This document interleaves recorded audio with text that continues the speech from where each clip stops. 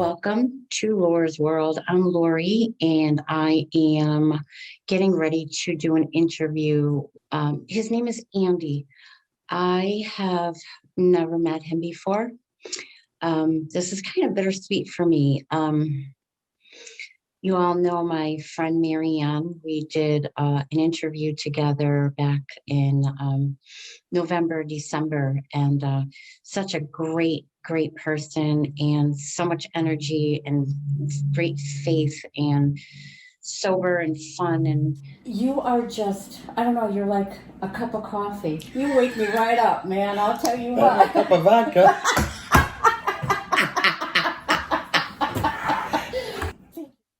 She recently passed away, and I'm heartbroken over the whole thing. And a few months ago, she had called me and she said that she wanted me to meet someone.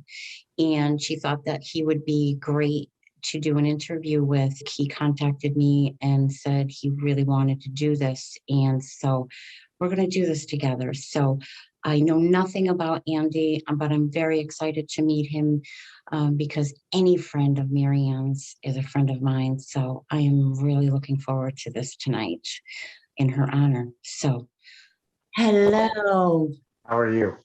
I'm wonderful, Andy. How are you? I'm very good. It is a pleasure to meet you, sir. A pleasure. Pleasure to meet you, young lady. Well, thank you very much. I was just saying we have a mutual friend. I've known Marianne. I knew Marianne for the 11 years that I've been sober. We did an interview together and she was so excited about it. And she would say, oh, I want you to meet this person, or I want you to meet this person. And she contacted me a few months back and she said, girlfriend, I have a golden nugget for you. She was just an awesome human being, wasn't she? Yeah, she was. So did you guys meet? Was she chairing a meeting or something that you connected on to? She was chairing, and when I first went in there, and I have a pretty compelling story. Okay. And which you're about to hear, and I'm very honest, and I'm brutally honest. Okay, great. And she kind of liked that. She was very excited for us to meet. So I just said it not too long ago that, any friend of Marianne's is definitely a friend of mine. And I am just thankful that you're here. And I want to thank you for doing this with me, Andy. And I thank you for doing it. It's very important. Yes. And I would love to hear your story. I'm an alcoholic. My name's Andy. My sobriety date is December 20th, 1985. I've been sober 13,002 days consecutively. What happened was I started drinking at 11 years old. I grew up in Montreal, Quebec. I started drinking at 11 years old, and I was just going along, and I was just an unruly. I became very big. I was bigger than all the other kids, and I just started bullying people around. And then at 16 years old, I was in grade 10, and I got into in a English school, and I had gone to a French grade school, so I was brought up French Canadian Catholic. I was in high school, and I was in my French class. In my French class, my teacher was a drunk. So I got into an argument with him, and I ended up knocking him out, cleaned my locker out, and never went back to school. I had a Harley Davidson motorcycle, and I was a big kid, well known in my area. I won't name the motorcycle gang, but I was approached by a motorcycle gang to ride with them, and I did. Mm-hmm. And I said to them, you know me, I know you. I will not be a hang-arounder or wanderer. I will be full patch. If you're bringing me in, I'll be full patch. At 17 years old, I was full patch in a motorcycle gang. I did everything. I was arrested 30. I had 33 arrests in Canada, convicted of only one, and it was a minor. I was convicted once in the States. I beat up a policeman in New Orleans, and I spent 12 months in Angola prison in northern Louisiana. I came back to Canada, and I was just going on. And near the end, I had been married. I had a daughter. My wife was 18. I was 19. I had a daughter just before my 20th birthday. It got to a point, I'll bring you up to where what happened, because there's no need to get into although I have been shot and stabbed. I was shot by a Montreal cop. It's a good thing he was a bad shot. So I was at a point in my life that I was thrown out of my house. I couldn't see my daughter unless it was supervised. Okay. So what happened was I was living with a buddy of mine in downtown Montreal, and on December 19th, I woke up in a really, really bad mood. I was just in a horrible mood. I went to a cocaine dealer's house, and he opened the door because he knew me.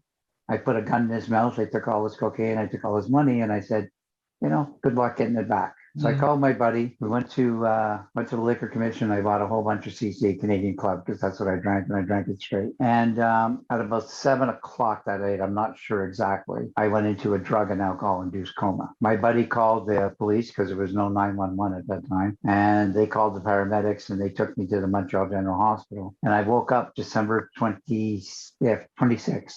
Sorry, I was in a coma for 7 days. And I came out of the coma, and my wife worked at that hospital. And she was at the bottom of the bed yelling and screaming at me, telling me, I was right to kick you out. Your daughter, you're stupid. Your daughter almost didn't have a father. What are you doing? So the next day, a psychiatrist, because in Quebec, if you go into a hospital, you go into the psychiatric ward on an overdose. And then a psychiatrist came down, and I didn't know why they were coming down, but he had to see me. The psychiatrist asked me a question. He said, do you speak French? My wife answered. She goes, he reads it, writes it, and speaks it. It's his first language. And I didn't know why would a psychiatrist ask me what language I speak, right? It's psychiatrist. So anyway, I found out the next day because in Quebec, psychiatrists have the power to write you into rehab. And if you don't go, you go to, for the amount of time, you go to prison for that time if you don't go. So I went to rehab, and for the first 16 days, I lied in my room in the fetal position in my boxers with a saline drip in my arm because I was jonesing from the heroin. I was going through the DTs of alcohol. The THC was coming out of me. The cocaine was coming out of me and everything. And my whole body was just,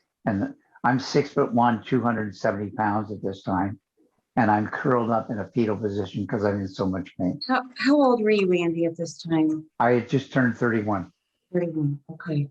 Wow. I just turned 31. So anyway, so I finished the rehab. It was really good. And I left. I was about an hour north of Montreal, and I didn't tell anybody I was coming back to Montreal. And I showed up at the bus station in downtown Montreal. I was thinking, what am I going to do? Because I felt great. I was 56 days sober.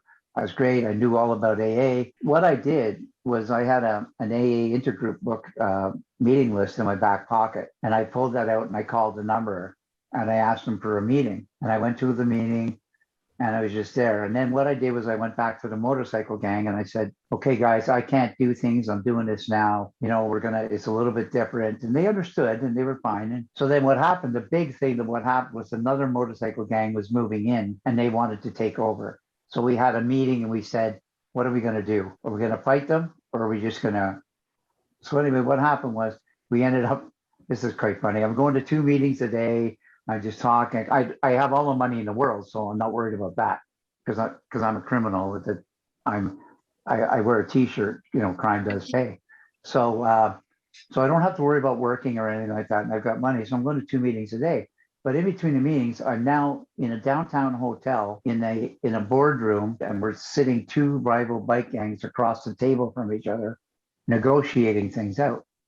So I do this with my colors on and everything. And then I finish the negotiation and I drive to the AA meeting, but I take my jacket so I wouldn't have my colors. So now I'm 90 days sober and I'm going to meetings and I'm going to 3 meetings a day. And I'm still arriving late and leaving early. A guy walks up to me one night at a meeting, a Wednesday night meeting. I'm Miles. I said, hi, I'm Andy. How are you? Good. He says, what are you doing here? I said, I'm getting sober. He says, no, you're not. So what do you mean? He says, well, you're coming late. You're leaving early. You don't talk to anybody. You stand at the back with your arms crossed. Nobody can approach you. So what are you doing here? So this guy was about 5'3", 130 pounds, and I'm 6'1", 270, all tattooed up from the neck down. And he says to me, he says, why don't you get on that big ugly bike and follow me home so we can talk? So I followed him home. I met his wife and she started serving us coffee. And Miles started talking to me about sobriety. Back then, there was no cell phones. So you either had a pager or something. And what he would do is, even though I had a lot of money, he would give me a quarter every day that I met him so that I could call him from a payphone and talk to him. So I did this. So the first thing he did was I had to go to that. He made it my home group. And back then you signed the book of your home group. You put your sobriety date. And he says, that's your sobriety date. So I went to my first group conscious meeting, which I thought was a crock of shit. But anyway, and I was given a job. And my job was, because I really didn't like people. So my job was I only liked people if I could use them. If they could do something for me, I liked them. And I pretended to like them. and Mhm. I have the gift of the gab and all that. So he said, here's your job. You're going to come 45 minutes early to the meeting. There's a guy's going to make coffee. You can't have a coffee until 5 people have come through that door and you've shaken their hand and said, hi, I'm Andy. I'm an alcoholic. He always said to me, you call yourself an alcoholic first and then you give your name.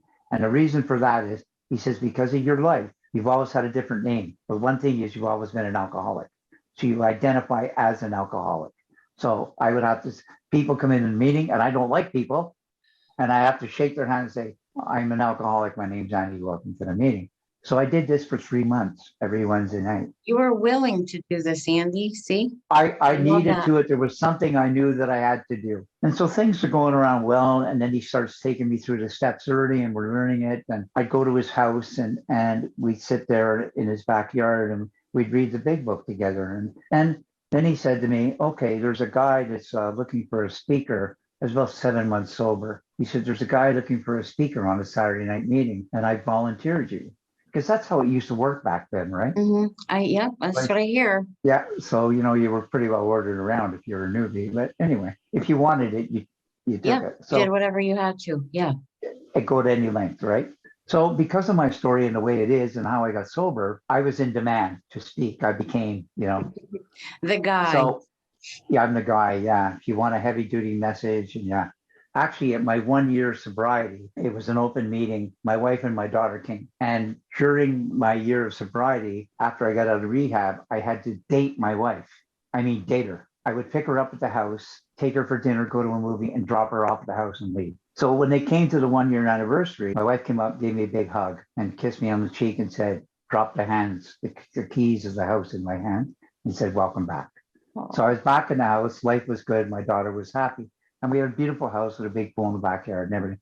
So what I started doing was I started having people come over to my house for the pools. And we sit around in the pool instead of having 36 beers like I used to, Right. because I would drink 36 beers in an afternoon barbecue and then go out and drink in bed. Mm. That's the way I drank. Yeah. And I drove for 16 years drunk. I'm a blackout drunk. Yeah. People ask me, why don't you drink? I said, well, I'm allergic to alcohol. They said, what do you mean you're allergic to alcohol? I break out in spots all over Canada. Um, I got into a fight once with my wife just before she threw me out on a Friday night. And I walked out because I was taught up from a kid, you never touch women. And I was mad. And I was a big man and an ugly man. So I walked out of the house. Mm. And in a blackout, I got on a plane. I called her from the Bahamas Sunday morning. And I don't even know how I got there.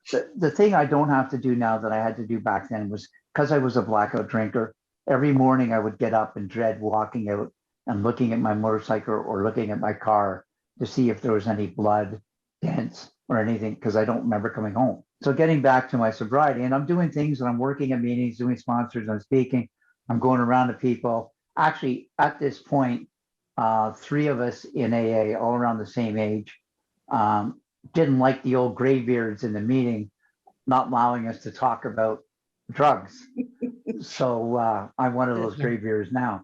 So what happened was one of the guys went to California on a business trip and he came back with a Cocaine Anonymous pamphlet. So me and 2 other guys, we started Cocaine Anonymous in Canada. So we are the founders of Cocaine Anonymous in Canada. So I'm now speaking and on the circuit, and it's a big Saturday night meeting, and I'm asked to speak. And I'm sitting in the meeting hall before talking to people, and we're all having a good time. And in through the door walks the cop that shot me. What? Yeah. So a couple of my buddies noticed that I was a little bit upset. So they had a separate coffee room. They took me in there and calmed me down. Ooh.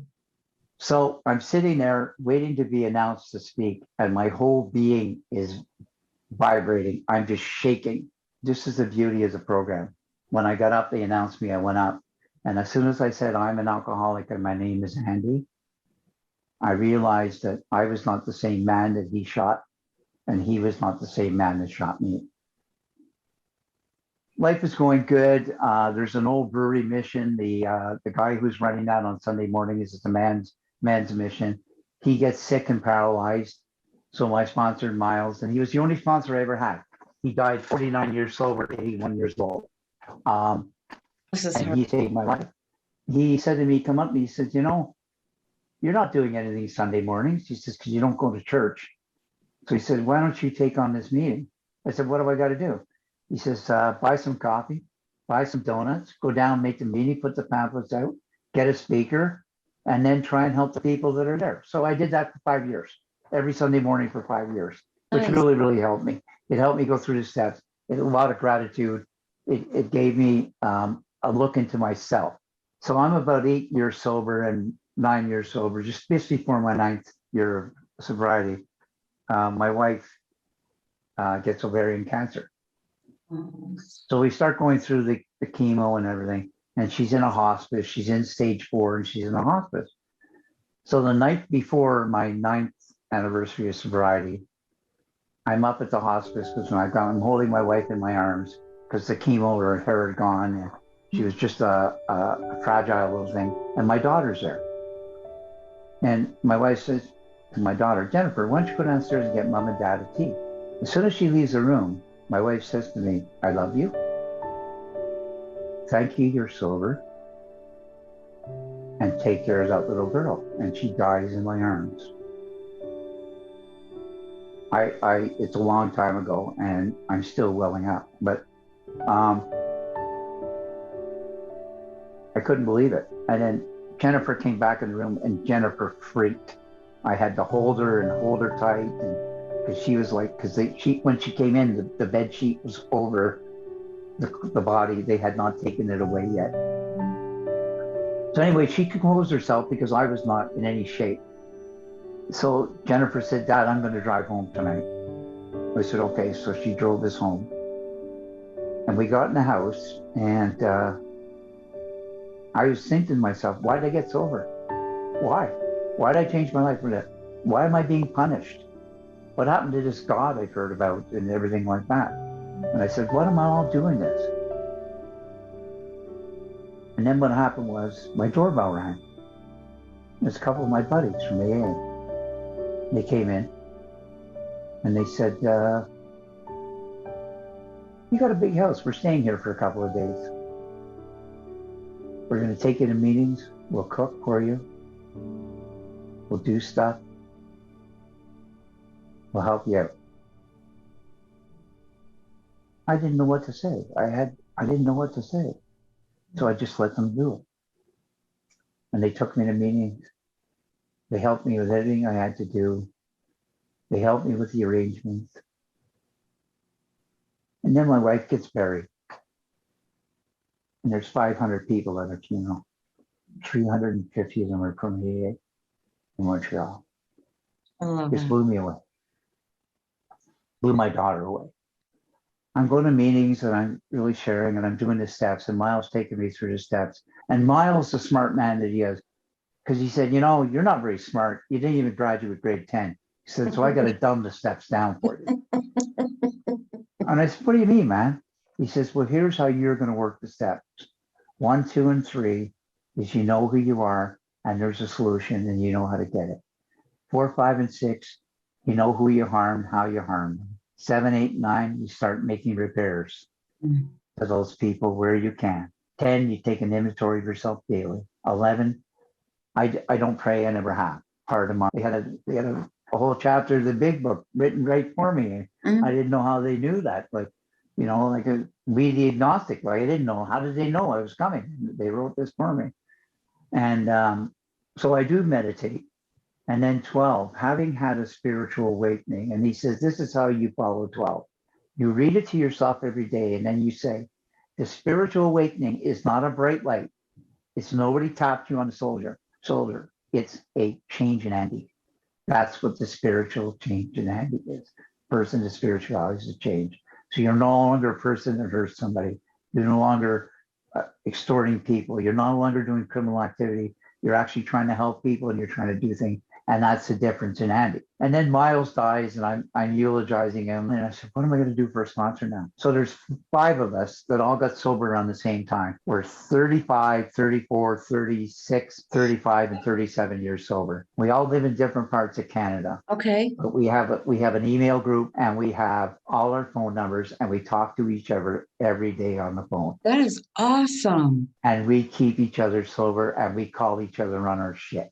I met this woman, I'm moving up to Toronto, I remarried her. She's never seen me drink. My life is good, but I'm starting to be edgy and I'm 29 years sober. And so one of the guy calls me up and he says, what's going on? I said, I don't know, man. He says, yeah, I do. He said, you're getting too big for your britches. You're too set. You're not humble enough. Okay. He says, like, I talked to the guys. Here's what you got to do. He says, you're 29 years sober, right? I said, yeah. He says, you got to do a 4th and 5th step. So I wrote 6.5 pages of everything that I did while sober. No excuse of drugs or alcohol. Everything on that paper that I had written down, I had done sober. What that showed me that this is a lifelong program. I can never rest on my laurels. One thing about sobriety is you can't bank it.